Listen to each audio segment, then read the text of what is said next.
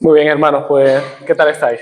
Espero que no con mucho calor, hoy hacía fuego en la calle, pero hoy se está aquí muy fresquito, así que gracias a Dios tenemos un lugar donde podemos estar a gusto, disfrutando de la comunión, disfrutando juntos. Y os quiero invitar en esta tarde a que abráis vuestra Biblia en este libro de Apocalipsis. Vamos a estar viendo el capítulo 8 y 9. Es verdad que aquí originalmente tenía la pretensión de que viésemos 4 capítulos, pero después trabajando en casa el texto me pareció demasiado. Digo, bueno, no quiero empacharos, hace calor, no quiero tener 2 horas y media aquí. Así que vamos a ir despacito y haremos esta sección en 2 partes.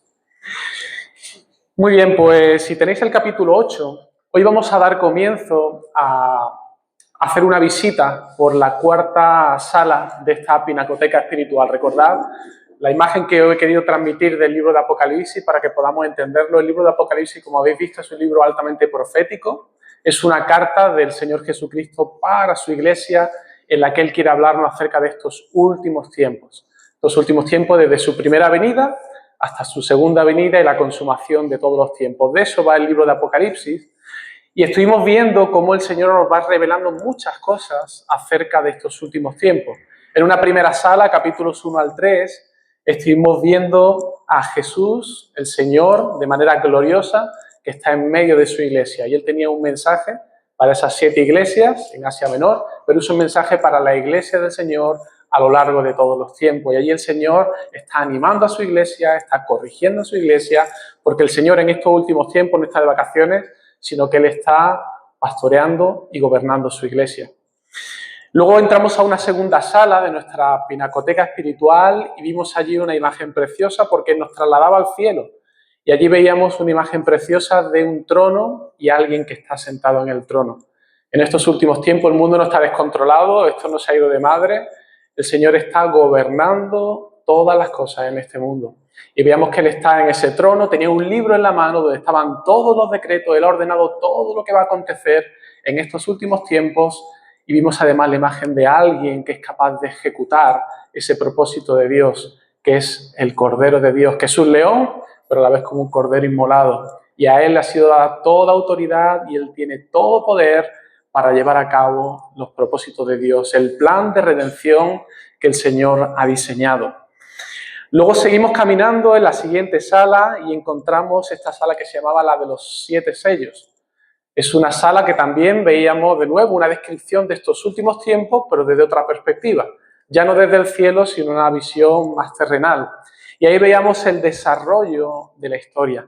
Cada uno de estos sellos, que eran los sellos que tenían precisamente ese libro que había en la mano de Dios, el Cordero los va abriendo, lo está abriendo. Y esos sellos que nos están siendo revelados en los capítulos 6 y 7 es una descripción de estos últimos tiempos. Y allí veíamos que hay una realidad, el avance del reino de Dios, desde que a Jesús dio la orden a sus discípulos, ¿no?, de ir desde Jerusalén, Samaria y hasta lo último de la tierra.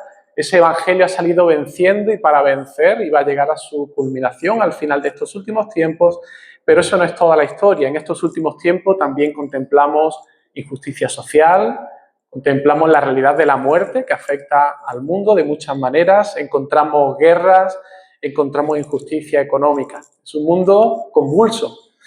La iglesia también es perseguida, lo veíamos en ese 5.º sello, los que están clamando por justicia delante de Dios, pero veíamos una realidad con ese 6.º sello, y es que al final de estos últimos tiempos el Señor va a volver por segunda vez y Él va a hacer justicia. Los impíos, los que viven de espaldas a Dios, todos aquellos que se rebelan con el rey legítimo de este mundo, van a ser juzgados. Todo pecado, toda maldad va a ser traída delante de ese tribunal de Cristo. Y la pregunta que se hacía ahí es, ¿quién puede ser salvo de ese juicio? ¿Quién puede ser libre de pecado para ese día? Porque ese día solamente habrá una pregunta que estará en la mente de todas las personas. Dará igual tu cuenta bancaria, dará igual cuántas propiedades tengas, los títulos que tengas, si eres un rey, todos tendrán que comparecer delante de Dios. Y la pregunta más importante ese día será, ¿quién puede ser salvo de ese juicio? Y esa pregunta se respondía con esa visión, ese interludio que encontramos en el capítulo 7. Los únicos que serán salvos de ese juicio serán aquellos que han sido sellados por Dios. aquellos que han sido preservados, los creyentes, los que están unidos por la fe a Cristo, los que han recibido del Señor una justicia que no es suya, sino que es de ese Cordero inmolado, y mediante esa justicia ahora tenemos perdón y podemos salir airosos de ese juicio. Esos 144.000 que había ahí, vimos que representaban a la Iglesia, tanto del Antiguo como del Nuevo Testamento, a lo largo de todos los tiempos. La Iglesia, que además es una Iglesia militante, está combatiendo y luchando en estos últimos tiempos por la causa del Evangelio. Muchos de ellos serán muertos. Pero también nos presentaba Juan una visión gloriosa, porque esa misma Iglesia, que era la Iglesia que veíamos militante, se nos presenta también como una Iglesia triunfante en el cielo, que está disfrutando de la presencia del Señor. Al final de los últimos tiempos, después de ese juicio, los que son del Señor van a estar en su presencia, disfrutando, alabando su nombre y disfrutando de Él para siempre. Y el séptimo sello, veíamos que era el silencio. Ante el juicio de Dios no cabrá apelaciones, solamente silencio. Este es un breve resumen de lo que hemos estado viendo. Y en esta tarde vamos a entrar, de hecho, en la cuarta sala, que es la que se conoce como la de las 7 trompetas. Y no os perdáis, porque, como os decía, el libro de Apocalipsis no lo podemos leer de una manera lineal, sino que realmente son 7 secciones que son paralelas, porque de nuevo ahora entramos en el capítulo 8, versículo 2, y se reinicia el tiempo. El Señor nos va a seguir revelando cosas acerca de estos últimos tiempos, pero lo va a hacer desde una perspectiva distinta. Y si os fijáis, os he puesto en este cuadrito algo muy interesante porque nos va a ayudar a entender la realidad de que realmente es paralelo, porque si veíamos la tercera revelación, en el capítulo 6 veíamos 6 sellos que se nos describían. Luego teníamos un interludio, los 144.000, una multitud vestida de ropas blancas adorando, y el séptimo sello, ¿verdad? Esa era la estructura de los capítulos 6 y 7. Ahora, en esta cuarta revelación, encontramos una estructura muy similar, parecida, exacta, porque en los capítulos 8 y 9, aquí Juan nos va a describir en esa visión las 6 primeras trompetas. Y veremos que hay unos paralelismos muy claros entre los sellos y las trompetas. Después vamos a tener en el capítulo 10 y 11 un interludio de nuevo, con 2 cuadros. Un ángel con un librito y luego otra visión acerca de 2 testigos. Y después de eso veremos en el capítulo 11, al final, la séptima trompeta. Así que si os fijáis, la estructura es similar. Juan está usando una estructura similar que nos confirma esta idea de que se reinicia el tiempo de nuevo. Esta nueva sala que visitamos nos va a hablar de nuevo acerca de estos últimos tiempos. Ahora, como decía, el libro de Apocalipsis es un libro simbólico. Así que de la misma manera que los sellos que iban siendo abiertos en esa tercera sala nos hablaban de características de estos últimos tiempos, ahora estas trompetas que van sonando de nuevo nos van a hablar acerca de características de estos últimos tiempos, pero desde un ángulo distinto. Y aquí Juan usa un elemento que ya no es un sello, ¿verdad? Es una trompeta, un instrumento, ¿no? No quizá como las trompetas que tenemos en mente, ¿no? De estas de jazz que están tocando. Era una trompeta algo distinta, la que seguramente tenía Juan en mente. ¿Y por qué usa Juan trompetas para describirnos estos últimos tiempos? Pues fijaos, para entenderlo tenemos que entender cuál era el uso de este instrumento en el Antiguo Testamento, lo que había en la mente de la gente cuando se le hablaba de una trompeta. Y si vais al Antiguo Testamento y veis el uso que se hacía de la trompeta, por un lado es verdad que era un instrumento usado para llamar la atención del pueblo, para reunirlos, cuando Dios tenía que decir algo al pueblo, usaban la trompeta pues como esa señal de aviso para congregar a todo el pueblo, de manera pues que el sacerdote o el líder pudiera dar un mensaje al pueblo. En esa época no tenían WhatsApp, no se podían hacer un grupo y enviar mensajitos, pero usaban la trompeta para convocar a todo el pueblo. Pero luego también había un segundo uso de la trompeta, y es que era usada con frecuencia como una señal de alarma y de peligro para avisar al pueblo. De hecho, cuando el peligro se acercaba, venía un batallón enemigo para arrasar con la ciudad, lo que hacían era tocar la trompeta de manera que todo el mundo podía estar avisado de que el peligro venía, y eso les servía para ponerse a salvo, para ponerse a refugio y poder combatir y poder no sufrir ese daño. Y fijaos, hay un texto muy significativo en el libro de Ezequiel, donde el Señor da instrucciones precisamente a Ezequiel y le habla de la responsabilidad que debía tener el atalaya. El atalaya era el que estaba vigilando por si venía algún enemigo. Y fijaos lo que dice allí en Ezequiel 33. Es un texto un poquito largo, pero quiero leerlo porque nos va a dar el contexto para que entendamos el sentido de este símbolo de la trompeta. Dice allí: Hijo de hombre, habla a los hijos de tu pueblo y diles. Esto es un mensaje de parte del Señor a Ezequiel para que lo transmitiese al pueblo. Dice: cuando trajere yo espada sobre la tierra, y el pueblo de la tierra tomare un hombre de su territorio y lo pusiere por atalaya, y él viere venir la espada sobre la tierra, y tocare trompeta y avisare al pueblo, cualquiera que oyere el sonido de la trompeta y no se apercibiere, y viniendo la espada lo hiriere, su sangre será sobre su cabeza. Es decir, el atalaya estaba puesto por Dios. Si el atalaya veía al enemigo venir, él tocaba la trompeta, él había avisado.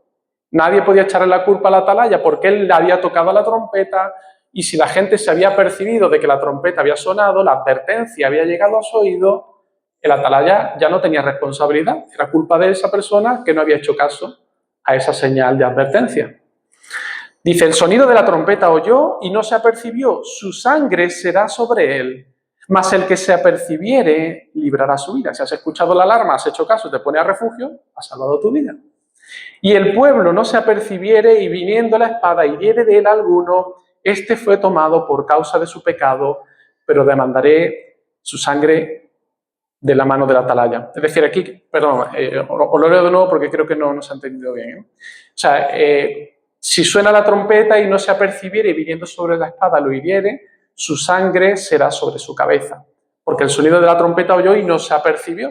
Su sangre será sobre él, mas el que se apercibiere librará su vida. Dice: pero si el atalaya viere venir la espada y no tocare la trompeta, es decir, el atalaya ve el peligro y él se calla, no avisa, no toca la trompeta, el Señor dice que el pueblo no se va a percibir y vendrá la espada, herirá a alguno, este fue tomado por causa de su pecado, dice, pero demandaré su sangre de mano del atalaya. O sea, el Señor puede enviar juicio y el atalaya, si no toca la trompeta, él va a ser también responsable porque no avisó al pueblo. ¿Vale? Y ahora fijaos cómo aplica esto el Señor a Ezequiel. Dice en el versículo 7, a ti pues, hijo de hombre, le dice a Ezequiel, te he puesto por atalaya a la casa de Israel, y oirás la palabra de mi boca y los amonestarás de mi parte. Cuando yo dijera al impío, impío, de cierto morirás, si tú no hablares para que se guarde el impío de su camino, el impío morirá por su pecado, pero su sangre yo la demandaré de tu mano. Y si tú avisares al impío de su camino para que se aparte de él, y él no se apartare de su camino, él morirá por su pecado, pero tú libraste tu vida. Así que el Señor, fijaos, dice a Ezequiel, yo voy a darte palabra, la comunicarás al pueblo, advertirás al pueblo acerca del juicio que viene. Si no te oyen, pero tú has predicado, tú no tienes responsabilidad. Ahora, si tú te callas la boca, si tú no hablas, si tú no avisas al impío del peligro, el impío va a morir por su pecado, pero tú vas a ser también responsable por su sangre. Hermanos, estos trompetas que vamos a estar viendo en esta tarde en el libro de Apocalipsis, que nos describen los últimos tiempos, Juan está hablando de manera simbólica, pero de lo que nos va a hablar es que el Señor está enviando señales de advertencia a este mundo. A un mundo impío que le ha dado la espalda, un mundo impío que no se arrepiente ni reconoce su pecado, un mundo impío que no se quiere poner a salvo de ese juicio venidero. Y el Señor está enviando estas señales. Él está tocando la trompeta en estos últimos tiempos. Todos los cuadros que vamos a estar viendo en esta tarde nos van a hablar de las características de estas señales que el Señor está enviando al mundo. Luego en el interludio que veremos, hoy no, quizá el próximo día, nos va a hablar de cuál es el papel de nosotros como Iglesia del Señor en estos últimos tiempos, en medio de esas señales de advertencia que el Señor está enviando al mundo. Bueno, pues vamos a ir viendo cada uno de los cuadros, ¿vale? Esta sería un poco la visión general, pero vamos a entrar en el capítulo 8 de lleno y vamos a ver un primer cuadro en esta sala muy interesante, porque es un cuadro que no es unas trompetas sonando todavía, es como una especie de preámbulo a estas visiones. Y aquí nos dice Juan, en este cuadro, que hay un ángel que está en pie ante Dios, al cual se le dieron 7 trompetas. A este ángel, de esta manera simbólica, se le están presentando la idea de que este ángel va a ser el anunciador de todos estos eventos que el Señor va a enviar. Y el Señor es interesante que comienza y le da a Juan esta visión, porque en un sentido está describiendo lo que está pasando entre bambalinas en el cielo en estos últimos tiempos. Esos 7 ángeles están a las órdenes de Dios, cada uno tiene su trompeta preparada para ser tocada, lo cual nos habla de que Dios está preparando la acción para traer estos juicios al mundo. Pero de repente aparece otro ángel en este cuadro, versículo 3. Dice, y otro ángel vino entonces y se paró ante el altar con un incensario de oro y se le dio mucho incienso para añadirlo a las oraciones de todos los santos, sobre el altar de oro que estaba delante del trono. Y de la mano del ángel subió a la presencia de Dios el humo del incienso con las oraciones de los santos. Mira qué interesante este cuadro. Este ángel está delante del altar y está preparando algo. Es una mezcla de incienso junto con oraciones. De nuevo, es una imagen simbólica. Juan tiene esta visión, pero es un lenguaje simbólico el que él está usando para darnos a entender qué está pasando en el cielo. Ahora, ¿qué significa este cuadro? Bueno, para eso tendríamos que ir al Antiguo Testamento, no tenemos mucho tiempo, pero según leemos en el libro de Números, capítulo 30, el altar del incienso era algo que Dios había mandado construir a Moisés, dándole unas instrucciones muy detalladas de cómo debía hacerse este altar. Debía ser de una madera especial, de acacia, debía ser de una medida muy peculiar, de 46 centímetros de largo por 46 de ancho y de 92 centímetros de alto. Y debía estar además recubierto de oro. Ese altar de oro era usado para precisamente quemar incienso sobre ese altar. Y no se podía usar para nada más que para quemar ese incienso. El incienso además debía ser preparado con una receta muy peculiar. No podía ser preparado cualquier incienso. Debía ser hecho conforme a la fórmula exacta que Dios le había dado.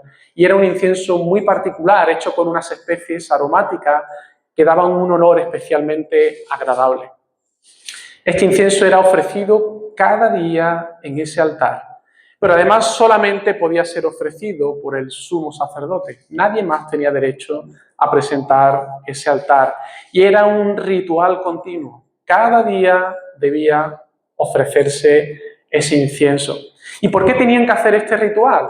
¿Porque sí? ¿Porque era una costumbre? No, el Señor tiene un propósito con todo esto. Este ritual debía ser hecho de esa manera porque este ritual tipificaba y les recordaba al pueblo la oración intercesora continua delante de Dios. El pueblo tenía que saber que día y noche había alguien que estaba intercediendo por los pecados del pueblo. Ahora, habéis dado cuenta de una cosa en esta imagen, en este cuadro. El cuadro que tenemos en Apocalipsis de este ángel, él está mezclando dos cosas, ¿verdad? Incienso por un lado y por otro lado las oraciones de los santos. Las oraciones de los creyentes, los que están clamando al Señor. Y toda esa mezcla, no solo las oraciones, sino la mezcla de oraciones con el incienso, es lo que en esta imagen sube a la presencia de Dios. ¿Qué significa todo esto? Dios nos está revelando en esta escena que en estos últimos tiempos hay algo que debemos grabarnos muy a fuego en nuestros corazones. En estos últimos tiempos, mientras el Señor está enviando esas señales de advertencia al mundo, las oraciones de sus hijos no caen en saco roto. Tus oraciones en tu casa, en lo particular, no caen en saco roto. Yo no sé cómo te sientes tú cuando oras en casa, ¿no? No sé si a veces tienes la sensación de que tus oraciones parece que no pasan del techo. Piensas que las oraciones a lo mejor se las lleva el viento, o que son un brindis al sol, un deseo simplemente de mi corazón, o una costumbre evangélica. ¿Recordáis el quinto sello que vimos la vez pasada? Los creyentes estaban clamando, estaban orando a Dios por justicia. ¿Sabéis dónde fueron las oraciones de estos creyentes? A la presencia de Dios junto con incienso. ¿A dónde fueron las oraciones que Pablo hacía por los creyentes en Corinto, en Éfeso, en Galacia? ¿A dónde van las oraciones de todos los creyentes que están siendo perseguidos hoy en día en Corea del Norte, en Sudán, en Nigeria y que están siendo masacrados por causa de su fe?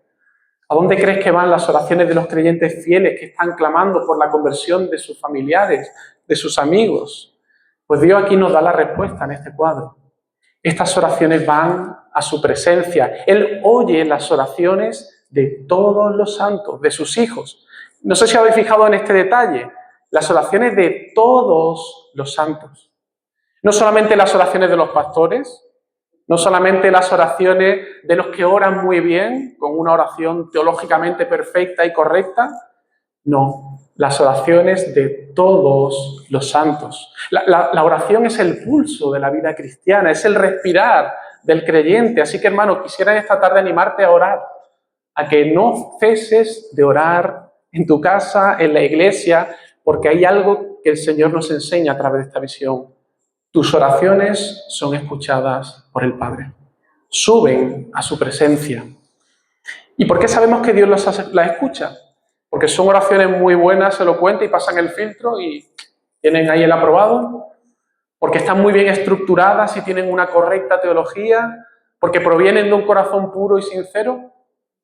No, esta visión nos enseña algo. Esas oraciones suben a la presencia del Padre por una sola razón. Porque están mezcladas con incienso. El incienso purifica. Este incienso representa la intercesión de nuestro gran sumo sacerdote que está día y noche intercediendo por nosotros delante del Padre.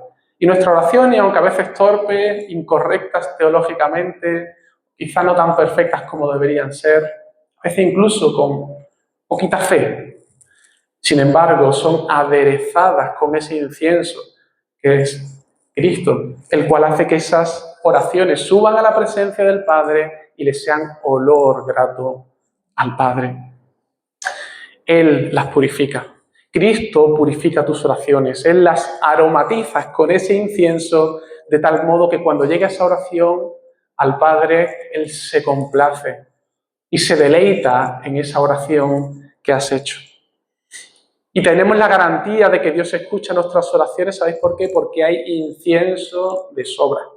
Ese incienso no se va a acabar nunca. Nota el detalle, el ángel le fue dado mucho incienso. Hay cantidades ingentes de incienso. La bolsita de incienso no se va a acabar y llega una oración, ya no me queda incienso, lo siento, pues tiro esa oración. No, hay incienso de sobra para que esas oraciones suban a la presencia del Padre. Hay incienso para aromatizar todas las oraciones de todos los creyentes de todas las épocas, tanto del Antiguo como del Nuevo Testamento, hasta que el Señor regrese. Así que, hermano, no te desanimes. Yo te animo esta tarde a que ores, a que persevere en la oración. No te preocupes si tus palabras quizás son más bonitas, más feas. No tengas temor pensando que tus palabras son muy torpes. Aún la más torpe de nuestras oraciones van a ser aderezadas con ese perfume aromático del incienso de Cristo, y eso va a hacer las delicias de nuestro Padre Celestial. Así que ora, hermano, ora. Ahora, ¿sirven de algo nuestras oraciones? ¿Son puramente decorativas o estéticas? ¿O tienen algún efecto nuestras oraciones? Mirad el versículo 5 de este cuadro, lo que nos dice. Dice, y el ángel tomó el incensario y lo llenó del fuego del altar y lo arrojó a la tierra, y hubo truenos y voces y relámpagos y un terremoto. ¿Qué significa todo esto?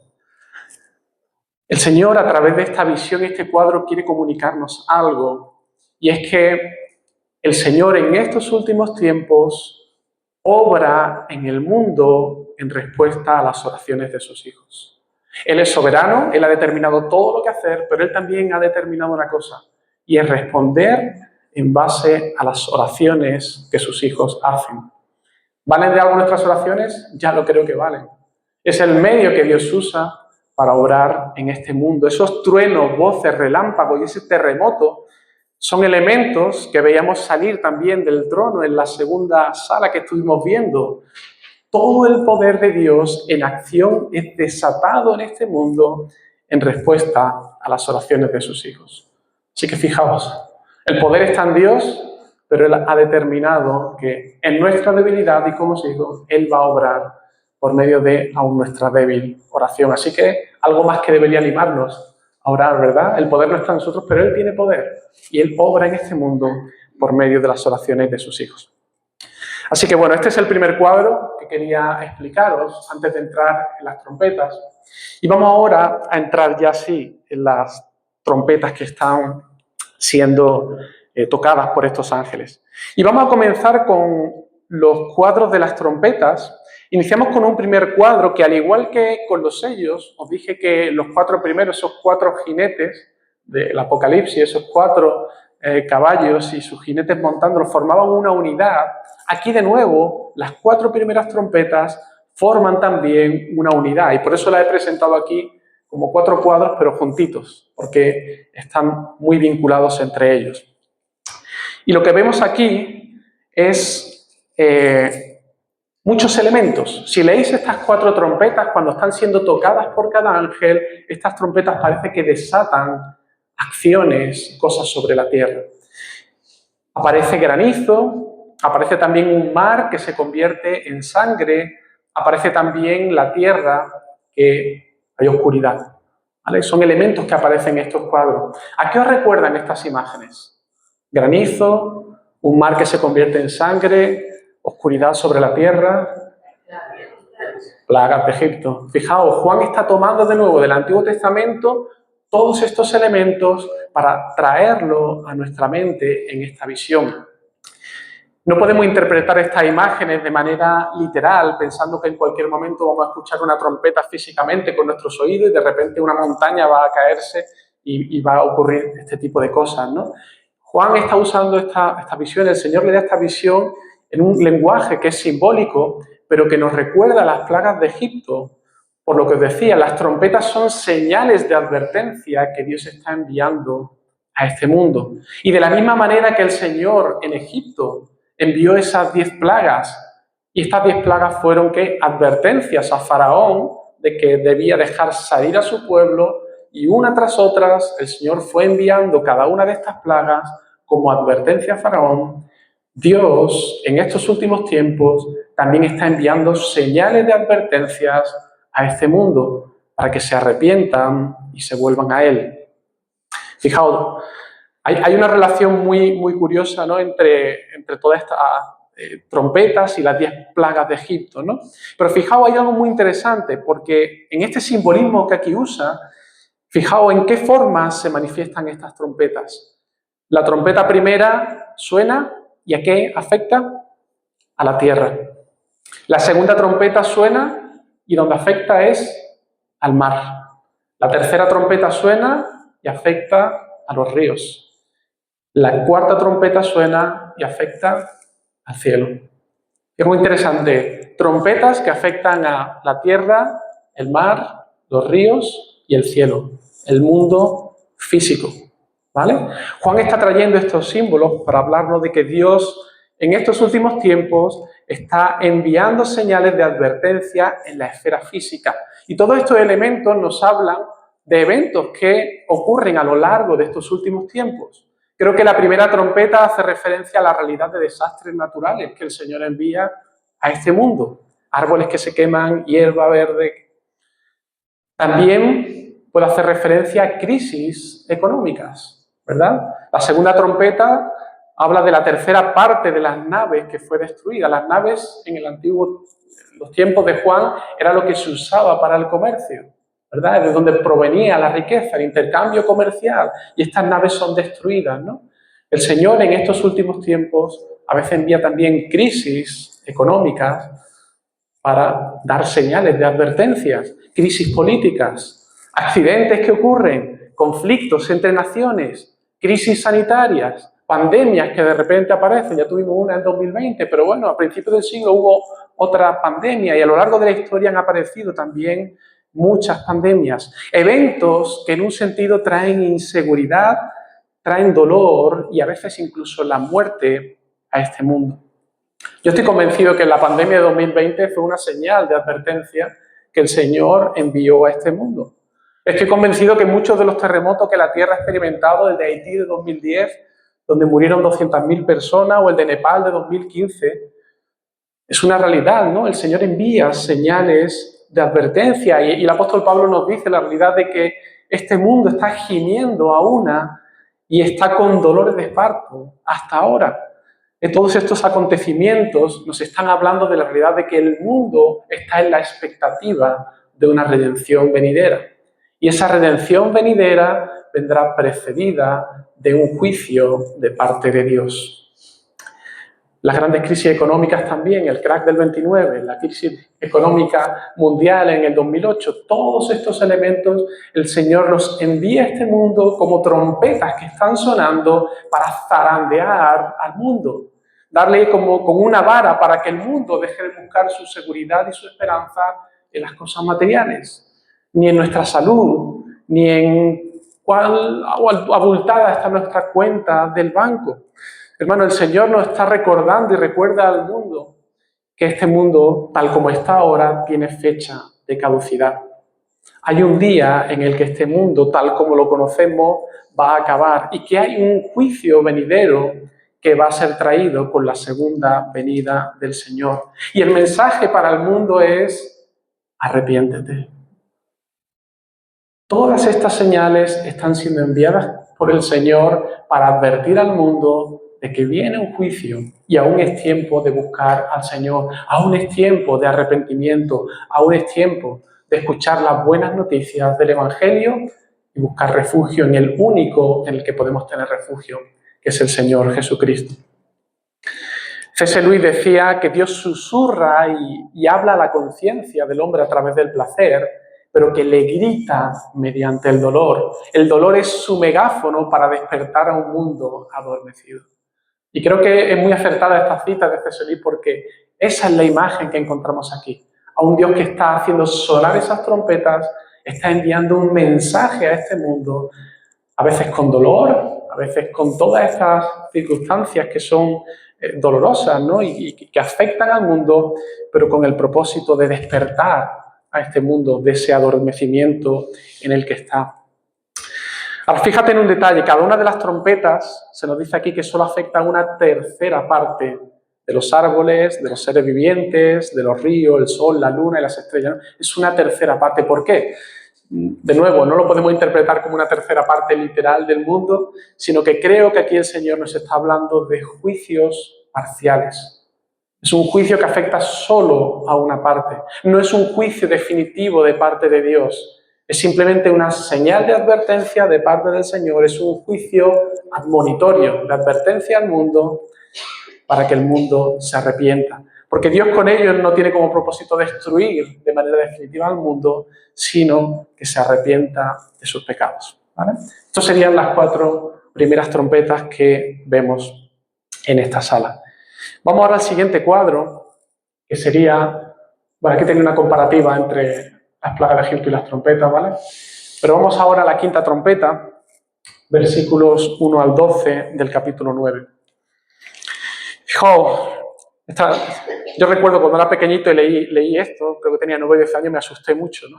Todavía no había entendido mucho de estos símbolos, ¿no? Pero fijaos, esta quinta trompeta que toca el ángel, nos dice aquí en el versículo 1, el quinto ángel tocó la trompeta y vi una estrella que cayó del cielo a la tierra y se le dio la llave del pozo del abismo.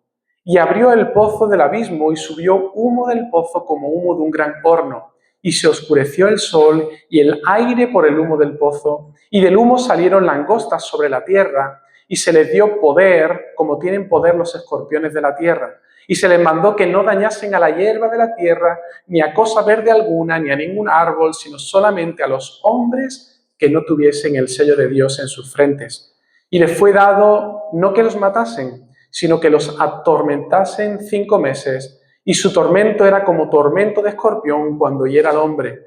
Y en aquellos días los hombres buscarán la muerte, pero no la hallarán, y ansiarán morir, pero la muerte huirá de ellos.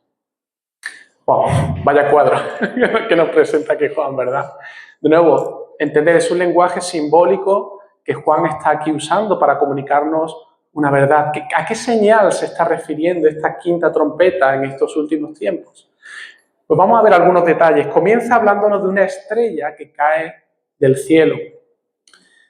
Obviamente Juan está usando un lenguaje simbólico, porque una estrella que cae del cielo, que después se le da una llave, como una estrella que es un ser inerte, se le puede dar una llave para abrir un pozo. Os dais cuenta que todo el lenguaje que usa aquí es un lenguaje simbólico.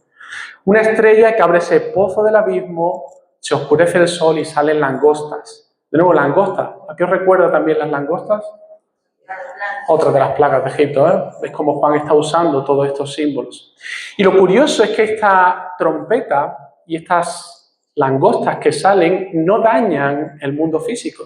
Se les da una orden que no toquen ninguna cosa verde, ningún árbol, etcétera, etcétera. No dañan al mundo físico. No es una trompeta que afecte al mundo físico. Esta advertencia de parte del Señor no tiene que ver con terremotos, crisis económicas, etcétera, ¿no? Tiene que ver con algo más bien espiritual.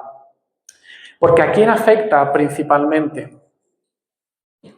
Nos dice a los hombres, pero a todos los hombres, a los que no están sellados, a los que no tuviesen el sello de... Es decir, es una advertencia en el ámbito espiritual que en estos últimos tiempos Dios envía a los no creyentes, a los impíos. ¿Y en qué consiste? Bueno, vamos a ver quién es esta estrella. ¿Quién pensáis que representa o tipifica esta estrella? ¿De quién se habla como una estrella en el Antiguo Testamento? Satanás, Isaías 14, 12. Es una profecía que es verdad que está dada contra el rey de Babilonia, pero también hay una semejanza a que esta profecía está en un sentido hablando de la caída de Satanás. Isaías 14, 12 dice: ¿cómo caíste del cielo, oh lucero, hijo de la mañana? Cortado fuiste por tierra tú que debilitabas a las naciones, ¿no? Y no podemos entrar en el detalle de entrar en profundidad de este texto, pero aquí Satanás es identificado como esta estrella, como ese ángel de luz creado por Dios, pero que cayó, quiso ser igual a Dios y fue caído en tierra, fue cortado. Ahora, las langostas, de nuevo, nos recuerdan las plagas de Egipto, nos hablan juicios de advertencia de Dios a este mundo. Y hay algo interesante aquí, y es que esta acción de Satanás sobre el mundo, como un juicio parcial de Dios, es una acción que está permitida por Dios. Dios es soberano sobre todas las cosas y Él reina aún sobre Satanás. Porque fijaos, se repite una y otra vez, se le dio la llave, se le dio poder. ¿Quién le dio la llave a esta estrella? ¿Quién le dio poder? Fue Dios quien le permitió dar poder. Esta es una trompeta enviada por Dios porque todo está bajo su control. Es un juicio de advertencia, un juicio admonitorio que además está limitado en el tiempo. Nos dice por 5 meses. ¿Por qué 5 meses? Bueno, ¿alguien recuerda algún juicio que enviase Dios sobre la tierra que durase este tiempo? Estas son las preguntas difíciles. Un juicio que no fue definitivo, no arrasó toda la tierra, pero sí se nos dice que diluvio. Génesis 8.3, con Noé. Mire, dice allí, cuando cayó el diluvio, que el Señor trajo ese juicio. Fue parcial ese juicio, porque es verdad que murieron muchos hombres, pero los que estaban en el arca, los animales, Noé y su familia, fueron salvos de ese juicio. Fue un juicio parcial, severísimo, porque fue un juicio parcial. Y fijaos, Génesis 8.3 dice: y las aguas decrecían gradualmente cuando fue enviado el diluvio, cayó toda la tormenta, ya cesó la lluvia.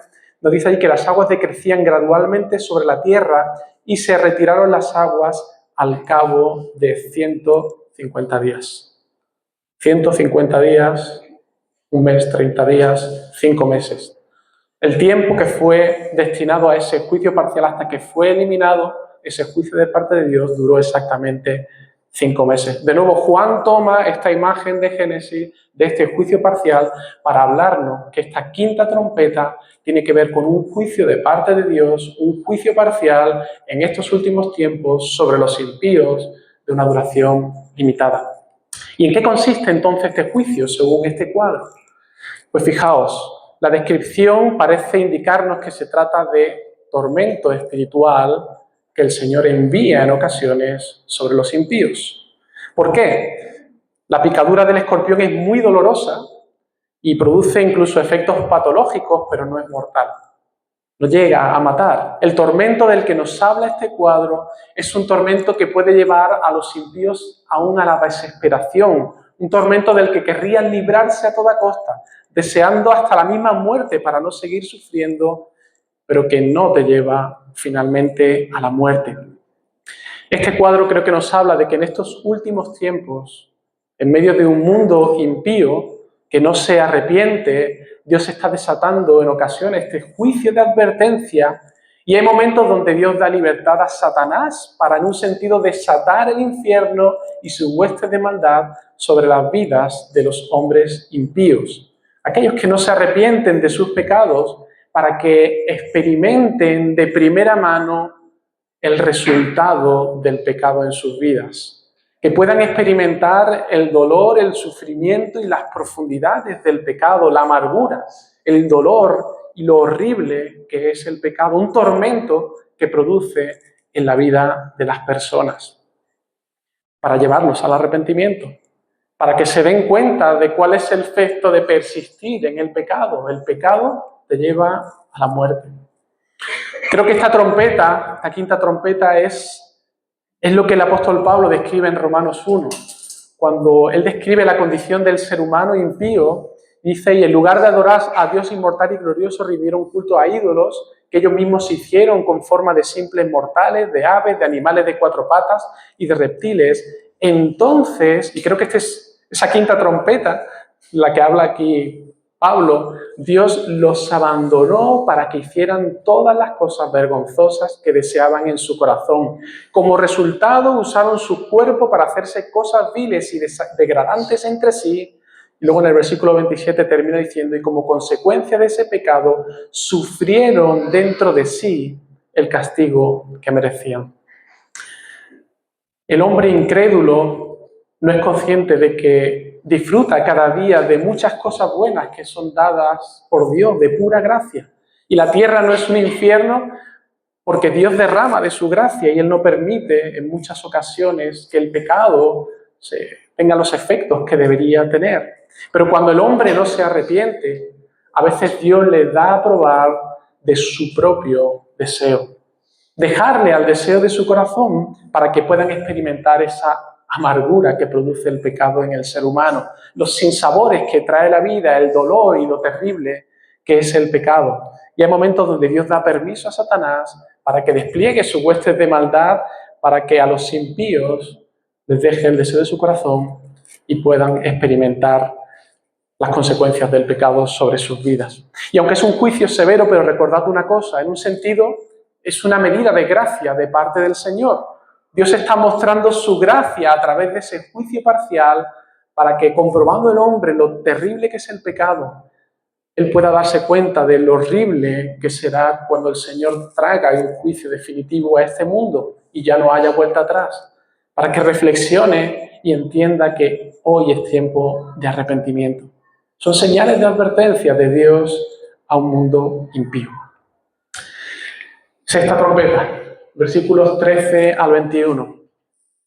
Nos dice: el sexto ángel tocó la trompeta y oí una voz de entre los cuatro cuernos del altar de oro que estaba delante de Dios, diciendo al sexto ángel que tenía la trompeta: desata los cuatro ángeles que están atados junto al gran río Éufrates.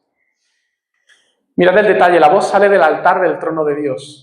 No hay duda de que estas trompetas son enviadas y ordenadas por Dios. Y en esta escena vemos a esos ángeles que están junto al gran río Éufrates. Y de hecho, si observáis el río Éufrates, donde estaba ubicado, es un río principal que atravesaba toda la región de Asiria, donde también se ubicaba Babilonia, y representaban tanto Asiria como Babilonia el mundo impío. Y esta escena que describe la sexta trompeta está a punto de desatar algo terrible. Describe un ejército numerosísimo, dice 200 millones de jinetes, con sus caballos. De nuevo, no debemos interpretar un ejército literalmente 200 millones de personas. Es una imagen simbólica que nos está presentando aquí Juan. Indica un ejército muy numeroso que nos habla de un conflicto militar de grandes dimensiones. Entonces, ¿qué simboliza esta sexta trompeta?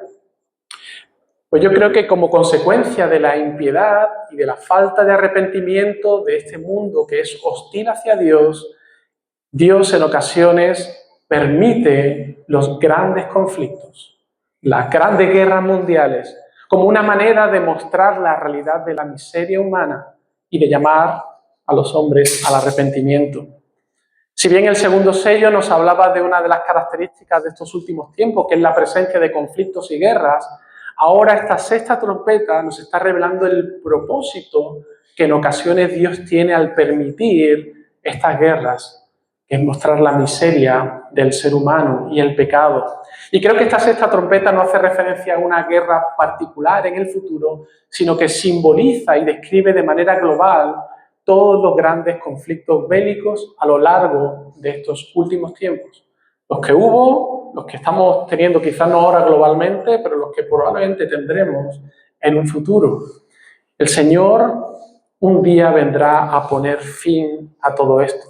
Y estos 4 ángeles son muy significativos y creo que, de nuevo, simbolizan la extensión a lo largo y a lo ancho de todos estos conflictos de guerras a lo largo de estos últimos tiempos. En un sentido, con esta trompeta Dios está advirtiendo a este mundo impío de las consecuencias devastadoras de permanecer endurecidos, sin arrepentimiento y sin volverse al único que realmente tiene poder para poder traer perdón, para poder traer paz, para poder traer sanidad a este mundo. Los movimientos pacifistas están bien, ¿no? Pero muchos de ellos son puramente humanistas, siguen una utopía que nunca se podrá lograr en este mundo, porque lo que este mundo necesita son corazones regenerados.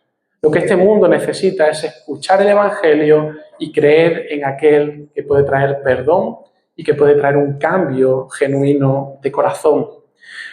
Lo que el mundo necesita es escuchar el Evangelio y volverse a Dios, el único que puede producir vida nueva y el nuevo nacimiento en el hombre.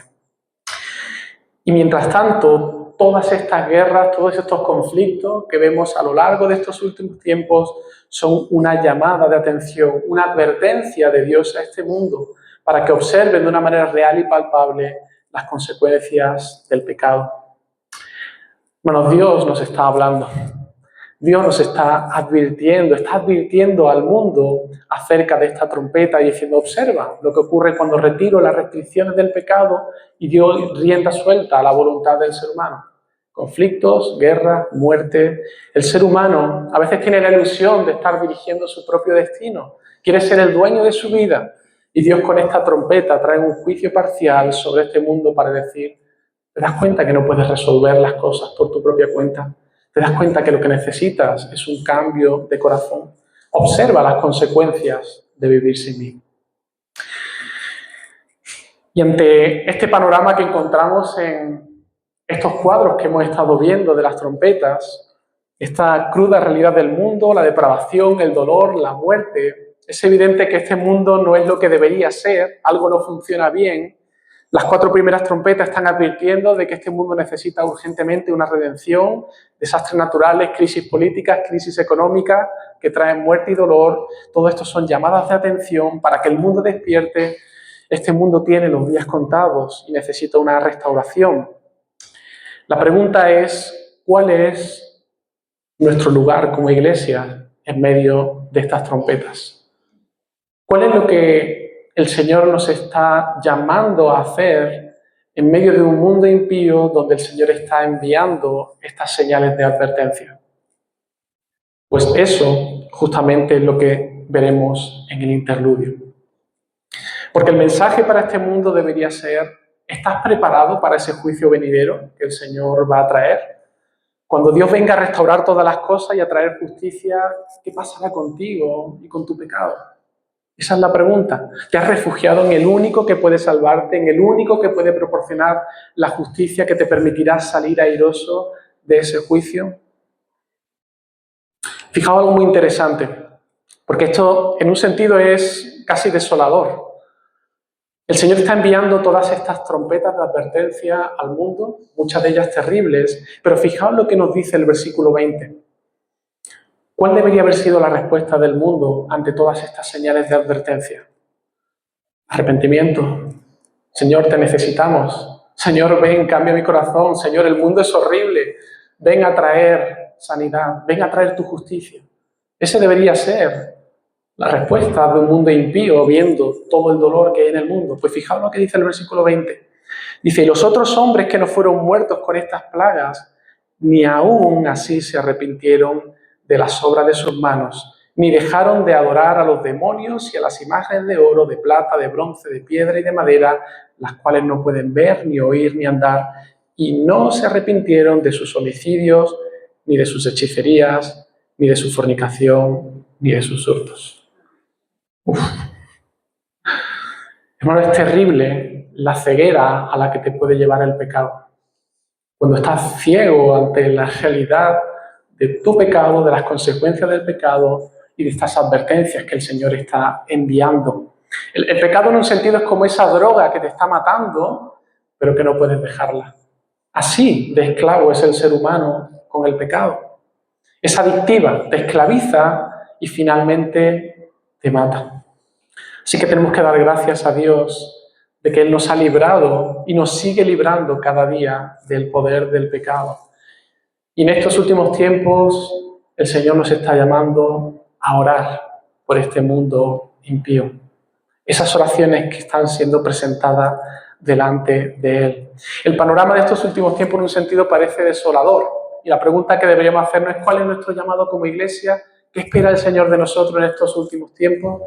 Pues la respuesta no la voy a poder dar hoy completa, pero el próximo día sí que veremos los capítulos 10 y 11, donde vamos a estar contemplando esos dos cuadros, ese ángel con el librito y esos dos testigos que os adelanto que representan a la iglesia, a los creyentes, y ahí vamos a ver en estos cuadros cuál es nuestra misión, cuál es nuestro lugar en este mundo, en medio de estas trompetas que están sonando.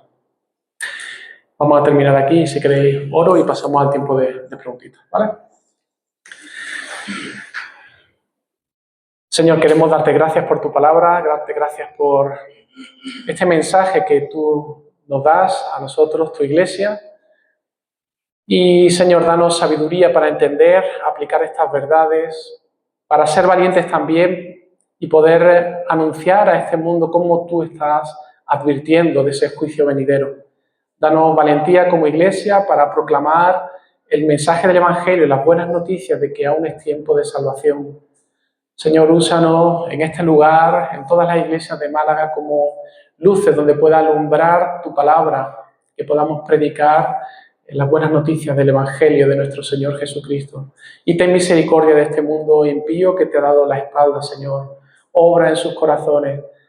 Hazle entender, Señor, estas señales que tú estás enviando, de que no hay seguridad en este mundo, en las cosas materiales, ni en nuestra fuerza, ni en nuestra riqueza, ni en nuestra posición.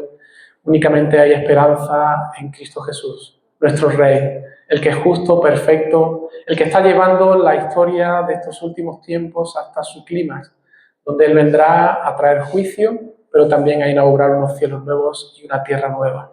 Y Señor, ayúdanos como iglesia a ser testigos fieles en medio de este mundo. Gracias, Señor, por habernos librado, por haber sido sellados y porque tú has derramado tu gracia sobre nosotros. A ti sea toda la gloria. Amén. Amén.